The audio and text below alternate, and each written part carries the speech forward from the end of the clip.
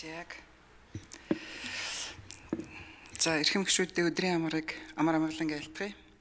Тэгэхээр улсын их хурлын тухай хууль, улсын их хурлын чуулганы хуралдааны дэгийн тухай хууль, улсын их хурлын хяналтын тухай хууль энэ гурван хуульд нэмэлт өөрчлөлтийг нэг дор оруулж ирж байгаа нь одоо тун зөв гэж үзэж байна. Тэгэхээр нэгт уялдаатай энэ гурван хуулийг хамттан авч үзчихээж бид нар одоо их хурлын үйл ажиллагаанд дөрвтэй өөрчлөлтийг хийж чадна хаа. За хуулийн өөрчлөлт хийх үндсэн шалтгаан нь их хурлын үйл ажиллагааг илүү үр бүтээлтэй болгох бүтээмжийг дээшлүүлэх явдал гэж харж байгаа. Тэгэхээр их хурлын үр бүтээл бүтээмжийг дээшлүүлэхийн тулд нэн тэргуунд гишүүдийн ажиллах боломжийг нэмэгдүүлэх явдал бол хамгийн чухал гэж харж байна. Тэгэхээр хууль санаачлагчдын одоо хуулийнхаа төслийн үзэл санааг хадгалах, хамгаалах, тайлбарлах, за гишүүд үзэл бодлоо уралдуулах, за бүтэн нэг цагийн туршид мэтгэлцэх зэрэг ийм дэвшилтэд санаанууд орж ирсэн нь бол энэ хуулийн төслийн бас нэг сайн тал гэж харж байна. За түүнчлэн одоо энэ хуулийн төсөлд одоо их хурлын үр бүтээл бүтээмжийг дээшлүүлэхийн тулд хуралдааны бэлтгэлийн тухай одоо бас тодорхой хэмжээгээр оруулах зайлшгүй шаардлагатай байна гэж үзэж байна.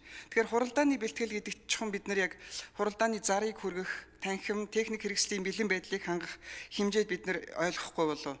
Тэгэхээр хуралдааны бэлтгэл гэдэг нь хурлаар хэлцэх асуудалд холбогдох зарим материалыг хуралдаан дээр тарааж байдгийг зогсоож, харин шийдвэр гаргахаар орж иж байгаа хуралдааны одоо улсын хурлын гишүүд хэлцэх асуудлын талаар урьдчилан материалыг авч судалж, санаа бодлоо цэгцэлж, шийдвэрийг өөртөө гаргаад орж ирэх ийм нөхцөлийг бүрдүүлэх явдлыг хуралдааны бэлтгэлийг хангах гэж ойлгох болов.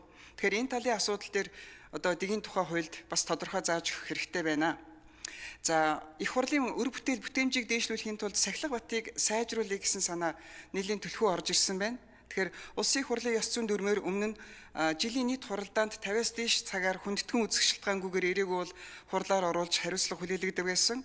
Одоо ээлжид чуулганы буюу 75 хоногийн хугацааны одоо энэ хуралдаанд 5-аас дээш удаа хүндэтгэн үзэх шалтгаангүйгээр ирээгүй бол за нэг сарын хугацааны чуулганы байнгын хорооны дэд хорооны ажлын хэсгийн хуралдааны нийт санал хураалтын 50-аас дээш хувьд оролцоогүй бол ёс зүйн дэд хороо хариуцлага хүлээлгэж тогтоол гаргахаар ингэж зааж оруулж ирсэн байгаа.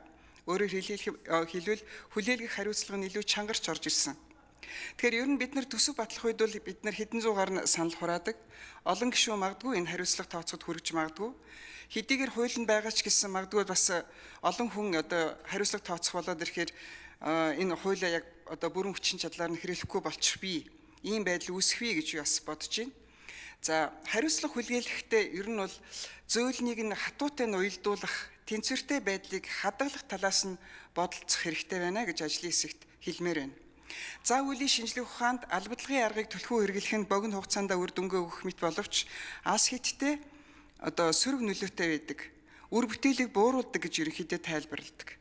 Албадах тусам улам зөрдөг талтай гэж зан үеийн шинжлэх ухаанд авч үздэг. Тэр үүнийг хууль санаачлагчид цаашдаа анхааралтай авна уу гэж одоо хэлье. За тэгээ хуулийн төслийн үзэл баримтлалыг ерөнхийд нь дэмжиж байна. Хилцүүлгийн явцад улам чамбайруулаад явахыг та бүхнээс хүсье. За, хэрлэн гишүүнд баярлалаа. За, гишүүд үг хэлж